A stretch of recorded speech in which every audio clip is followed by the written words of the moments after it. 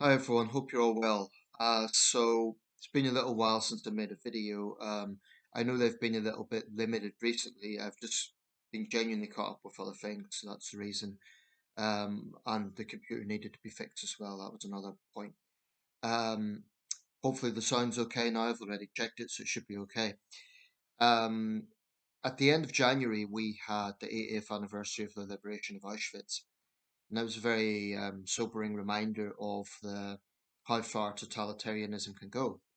I found it a very moving commemoration, actually. I didn't watch all the events, but I watched some of them. I watched Schindler's List, as I often do around that time, big commemorations, which is, an exceptional film. But keeping in the theme of totalitarianism, I've been reading this book on and off for some years now, Mao, the Unknown Story by Jung, Chang, and Halliday. I've actually got two versions of this. This is the smaller yellow back version. I've got a turquoise bigger version as well. Same book. But one thing that's striking about this is the exhaustive level of research. We're talking about a period of about 10 years. Numerous world leaders, numerous people associated with Mao, numerous people with an interesting input into this period of history. I mean, if you look at the back here, the list of interviewees have country by country, so it really is exhaustive. This book, not surprisingly, is banned in China because the Communist Party are fundamentally scared of anything that will portray them in a negative light. But I think it's very, very important that all injustices that humanity faces are put out there. And one thing I've always approached with this channel is to sometimes talk about things that wouldn't necessarily be the mainstream. I'm not suggesting this is original. There will be, if you look up the Cultural Revolution or the Great Leap Forward on YouTube, you will find videos there. But I think even in the West, where communism is rightly met with deep suspicion, there still isn't quite the stigma around Maoism that I think there should be, considering that this tyrant was responsible, arguably, for more deaths in peacetime than any other leader in the 20th century, including Hitler and Stalin. I mean, the figures are staggering. Under Mao's rule, the worst famine in modern human history occurred, possibly in history. The Great Chinese Famine, where casualties are estimated, deaths, I should say, are estimated at anywhere from 36 million to 50 million. Those tend to be the figures that are cited. That's appalling. I mean, that's one man-made event, one policy by one leader that killed significantly more people than World War One. When you start to figure those sort of figures, it's staggering. Anyway, one thing I want to highlight in this book, and I don't usually do this, but I'm just going to read it out. It's not excessively long, so bear with me. Was a campaign that Mao launched in the late 50s. Now, this was a significant time. It was just after Stalin had died in 1953, so it was the de-Stalinization era in the Soviet Union. At that time, China was still a poor country. It wasn't the power that it is today.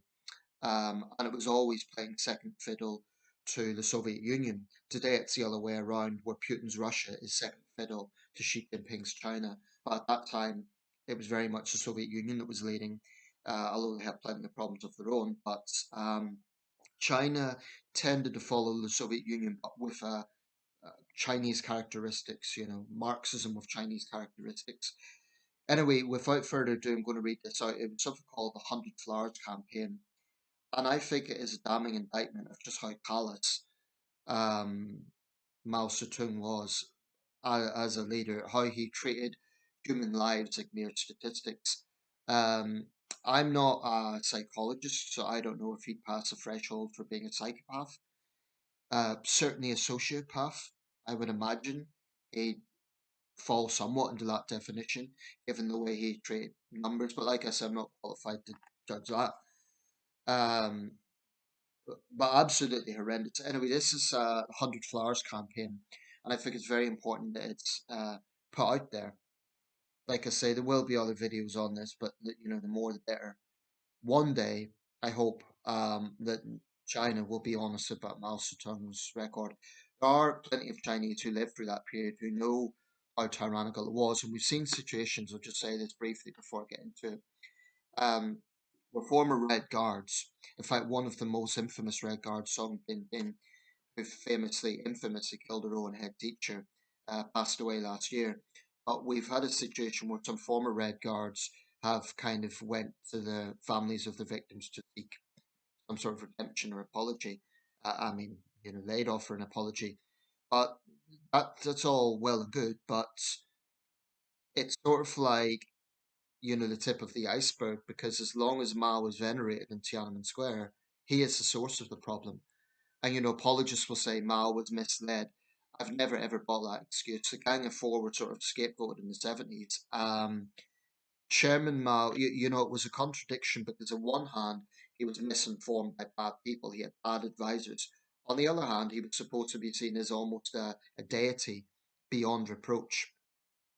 So it can't be both ways. Either he was incompetent and he had, a bad choice of advisors, or he was indeed responsible for his own policies. You can't have it both ways.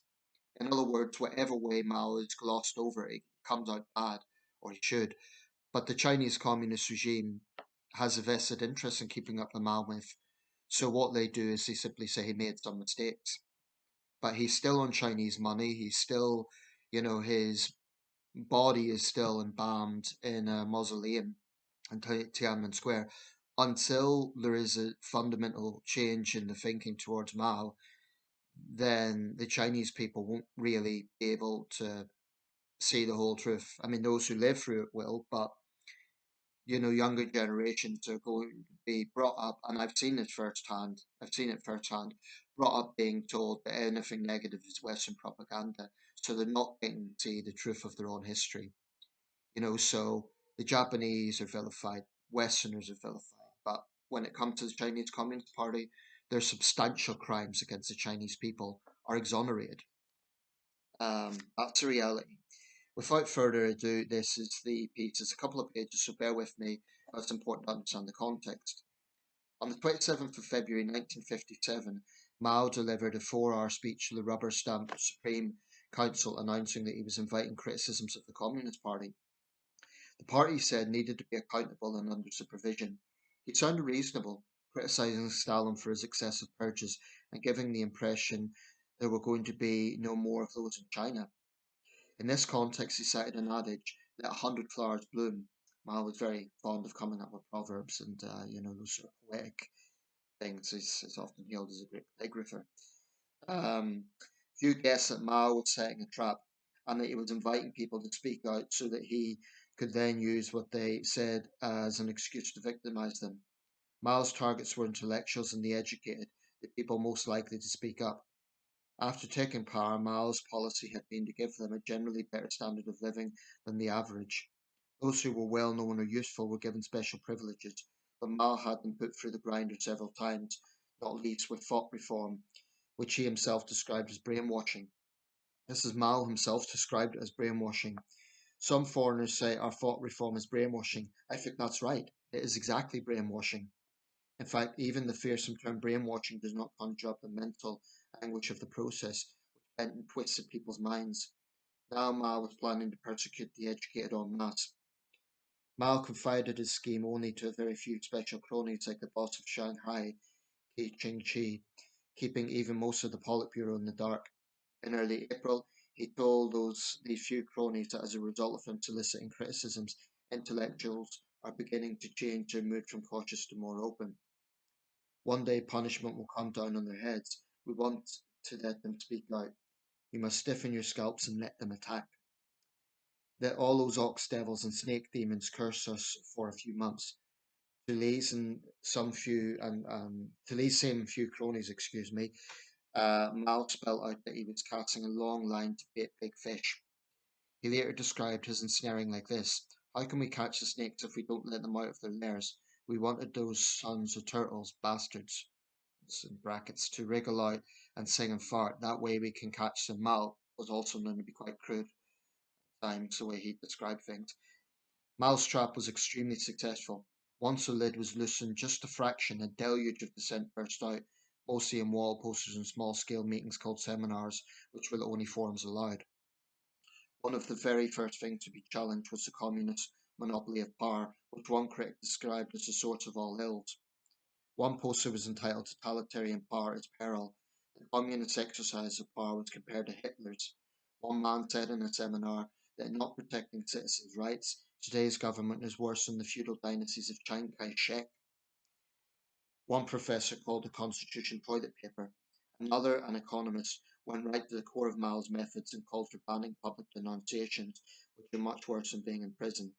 Just the thought of them makes one tremble from heart to flesh. Democracy was a popular demand. So was the rule of law.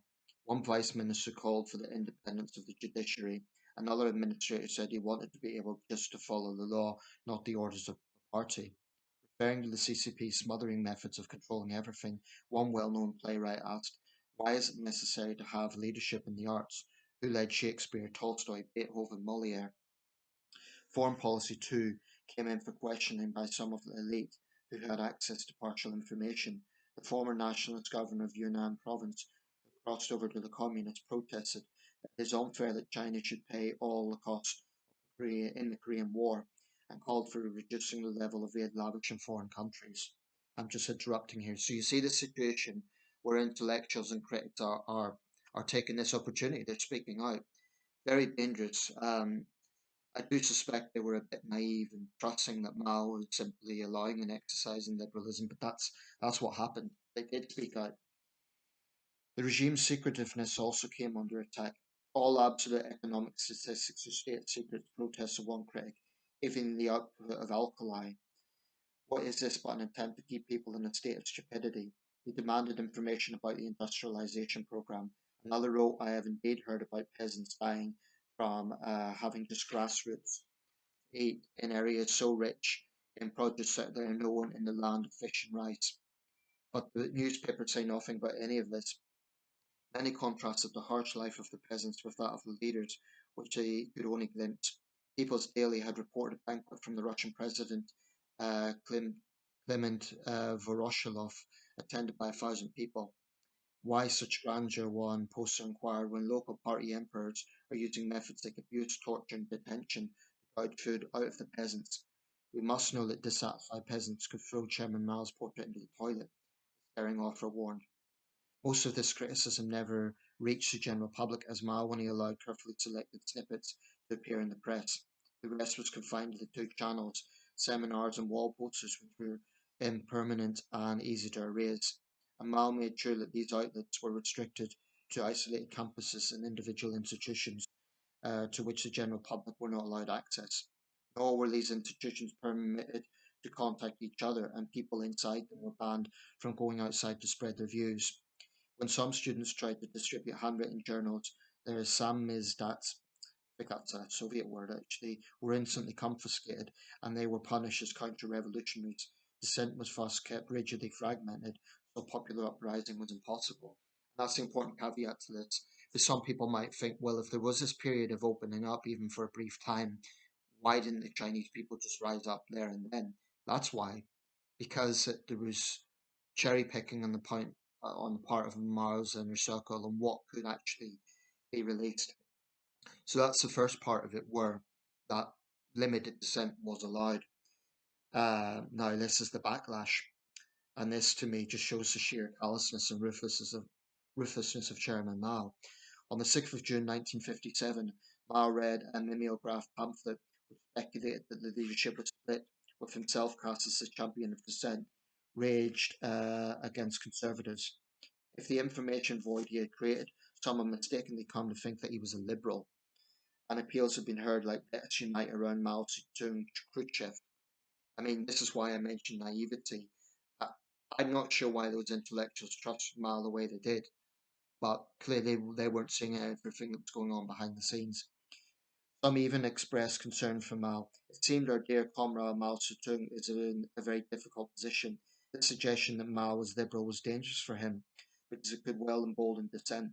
The next day, Mao ordered an editorial for People's Daily to be broadcast that evening, saying that challenging the party was forbidden. Once he pressed this button, persecution machine started rolling out for what are called the anti-rightist campaign, which lasted a year. The brief, exciting moment of 100 flowers was over. On the 12th of June, Mao issued a circular to the party to be read to all members except unreliable ones, in which he made it explicit that he had set a trap. He did not want his party to think he was a liberal, in case they themselves should turn liberal. I suspect he also saw that as a weakness, since he didn't want the party to turn against him. In this circular, Mao set a quota for victims between 1 and 10% of intellectuals, which meant the better educated, who numbered some 5 million at the time.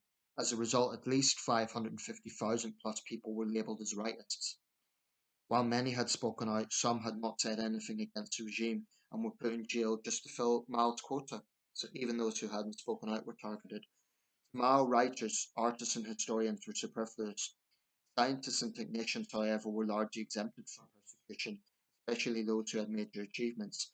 A September 1957 order decreed these must be absolutely protected. I think it was sometime in the 50s that China got the bomb, so it's not surprising that he wanted to protect scientists. Scientists who had returned from Europe and America in particular would be neither labelled or denounced. That's interesting. You'd think the communist dictator would be suspicious of those who've been in the West. They actually used them. Nuclear physicists and rocket scientists were treated extra well. Throughout Mao's reign, top scientists were given privileges superior even to those enjoyed by very senior officials. As the ultimate goal of this crackdown was to create the atmosphere for harsher extraction to finance the superpower program, Mao made a particular point of hammering any challenge directed against his policies towards the peasantry. One People's Daily headline screamed, "Rebuke the rubbish that peasants' lives are hard." To drive home his message, Mao personally arranged a piece of sadistic theatre. One well-known figure had been saying that peasants were on the verge of dying from starvation, so a fact-finding tour was arranged for him. People's Daily reported that wherever he went, he was pursued by crowds of up to 50,000 strong, refuting his rubbish, and was finally forced to flee, hidden under jute sacks in the boot of a car. This is the nature of Mao's regime. Absolute brutality, absolute brutality. Mob rule, inciting mob rule. Um, this was something that was done, I think, exceptionally in China to that level. I'm not sure. You could get similarities under totalitarian states, but Mao really knew how to utilize the power of the mob in that way. Um, Parallel theatre parallel with theatre came executions. Mao revealed later to his top echelon that one province, Hunan, denounced 100,000, arrested 10,000, and killed 1,000. The other provinces did the same, so our problems were solved. A particular example was made of three teachers in one county town in Hubei province who were executed for allegedly stirring up a demonstration by school children over education cuts. The effect in the cuts was only that 1 in 20 children would now be able to go on to high school. The demonstration was branded a Little Hungary, following on from the Hungarian uprising of 1956, and a special point was made of publicising the executions nationwide. It's almost certain that Mao personally ordered the death sentences, as he had just arrived in the province the day before they were passed, and up till that moment the authorities had been undecided about imposing the death penalty. Huge publicity was intended to instill fear in rural schools, which bore the brunt of the education cuts Mao had introduced to squeeze out more funds for the superpower program. Funding for education was already minuscule. Now it was to be cut back even further. Mao's approach was not to raise the general standard of education in society as a whole, but to focus on a small elite, predominantly in science and other useful subjects, and leave the rest of the population to be illiterate or semi-literate slave labourers, which is always useful for dictators. What funds were allotted to education were mainly to the cities. Village schools received no funding, and schools in small towns very little. As a result, only tiny numbers of rural youth were able to go on to higher education. Even in the cities, young people's chances of education were drastically slashed in 1957, when 80% of the 5 million urban elementary school leavers, that's about 4 million people, and 800,000 of 1 million middle school leavers were told that they could not continue their education. There had been widespread discontent in the cities, and the executions of the teachers in the Little Hungary case were a warning to urbanites too. And I'm coming near the end now, just to give a heads up. Execution was not the only cause of death in the campaign. Suicides were rife among those condemned as rightists. In the summer palace in Peking, early morning exercise takers frequently encountered corpses hanging from trees and feet sticking out of the lake. Now, they're called suicides because technically they took their own lives, but I always think, in the context of a totalitarian state, suicides are essentially murder, because people are put under such pressure by the state, by the regime, that they feel there's no other way. Most of those branded as rightists were put through hellish, though largely non-violent denunciation meetings. Their families became outcasts, their spouses were shunted to undesirable jobs, and their children lost all hope of a decent education. To protect their children and themselves, many people divorced their spouses when they were labelled as rightists. Numerous families were broken up, causing lifelong tragedy to children and parents alike. After they were denounced, most rightists were deported to do hard labour in remote areas. Mao needed labour, particularly to open up virgin lands. A journalist called Dai Huang described how deportees were just dumped in places like the far north of Manchuria, known as Great Northern Wilderness, and had to rig up a shelter in a hurry, using wheat stems, to make a roof in temperature of minus 38 degrees. Even with the fire, it was still a dozen or so degrees below zero. The grass and beaten earth huts we lived in had wind coming in from all sides. There were hardly any vegetables or meat. We got up just after 4 at dawn and did not stop until 7 or 8 in the evening. In these 15 to 16 hours, we basically worked non-stop. In summer, we had to get up at 2 a.m. We had at most 3 hours sleep. While being subjected to ceaseless relentless harangues, you're here to redeem your crime. Don't dare to make trouble or look back to be lazy. The deportees had to work on less than subsistence level rations. Many died from malnutrition, illness, cold, overwork, and in accidents, doing unfamiliar jobs like felling trees. This journalist, Dai, had actually spoken up after he knew that Mao had set a trap. He wrote a petition to Mao objecting to the new ruling class holding sumptuous receptions and banquets while tens of thousands of people are chewing grass roots or tree bark. He even took a swipe at Mao's personality cult, an incredibly brave thing to do at that time. A chef cooking a good meal is said to be thanks to Chairman Mao's leadership. Don't think you're a wise god, he warned Mao. Dai Huang's wife divorced him and his relatives suffered discrimination. School teacher nephew was denied funds for a life-saving operation from the connection. Dai himself barely survived the northern wilderness, from which many were never to return. This was a result of Mao's 100 Flowers campaign of 1957 to 1958. Absolutely brutal. Um, the thing about totalitarian regimes, whilst millions did die under Mao's regime, that doesn't factor in the millions more whose lives were destroyed. Um, they may not have had a bullet in the back of the head, but the wearing down of the human spirit, that sort of humiliation, degradation of basic rights, forced labor, absolutely savage. Absolutely savage. So when I read that, firstly, any Chinese nationals who want to deny this stuff, I have a simple question for you. If this is all, if it's inaccurate, if it's not true, why is it the Communist Party are so scared of debate? What do they have to hide? If this is inaccurate, why not just let it be available and let the Chinese people think for themselves? They can then look at party sources and decide what they want to believe. That's fundamentally the nature of all dictatorships, a fear of dissenting voices. I certainly trust this a lot more than any Communist Party source. And it kind of sickens me, to be quite honest, that there are still many, many people in China that believe the narrative about this evil man. I do consider Chairman Mao to be evil, because how else can you describe someone that had such disregard for mass death as he did? I remember I was in a rural area of Guizhou province. I was going through. I was with my colleague. We were going to a remote hamlet. I don't know how it came up, but she mentioned Mao and she mentioned how much of a great man he was. I was so tempted to cite some of this stuff, but I didn't. Maybe I was a card, but I didn't do it because, you know, I'm a guest. I'm in their hands. I'm not suggesting she would have thrown me out of the car or something. I don't think she would have done that, but she certainly would have wanted to argue the point. And when you're a guest in someone else's country, I'm not talking about etiquette, I'm talking about practicality. I'm not sure that it's that practical to just aggravate your hosts. I don't think it's, you have to be careful, because getting into difficulties abroad doesn't help anyone. Um, so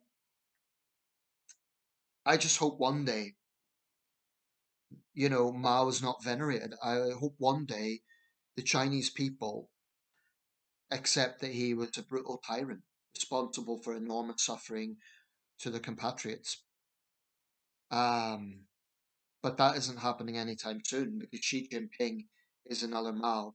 I'm not suggesting he's killed the sort of numbers that Mao has, but he is the most powerful leader since Mao. And we've already seen what Communist Party, um, what the lack of transparency has caused a global pandemic that killed millions. I do hold them largely responsible for the spread of COVID because whether it came from a lab or whether it came from a wet market, the fact of the matter is, instead of acting quickly to contain the crisis, they punished the whistleblowers. That's the reality, just like Mao punished the so called rightists at that time. That's how the CCP works. It's a power structure based on cruelty, based on power for power's sake. Um, and it sickens me. It really, really sickens me. And it sickens me that in 2025, tens of millions of people in China still believe the myth of Mao, and it's just a falsehood. Um, so yeah, I'll probably be reading more extracts of this book because it's one of the most important books written in modern times, in my opinion. There's been other books written about Mao's regime. Frank Dakota wrote about the Great Famine. Um, Chang, if I think I've got the guy's name right, he also wrote about a book called Tombstone regarding the Great Famine. Like I say, the deadliest famine in human history. Median figures about 40 million dead. Horrendous figures. This is the irony for a communist. Often the contradiction of communism. So much for protecting the underclass and the workers. Under Chairman Mao, the peasants, the workers were brutalized. And it's the elite that benefited. So, it's often said Mao lifted millions out of poverty. But actually, China's economic reforms are much more attributed to Deng Xiaoping, not Chairman Mao. That's a fallacy. I think he's somewhat comparable to the Kims in North Korea, but on a bigger scale. That obsession with, superpower status and the nuclear program over the basic dietary needs of citizens. Um, anyway, I'll leave it there. That was just one of numerous campaigns that Mao launched. I think it's one of the most sadistic because it was so misleading. The 100 Flowers campaign, 1957 to 1958. But Mao Zedong was, as far as I'm concerned, he was a monster, one of the biggest killers in history, an absolute tyrant, with a callous disregard for human life. And this is such an important book. I hope one day it's widely available in China. That isn't going to happen anytime soon.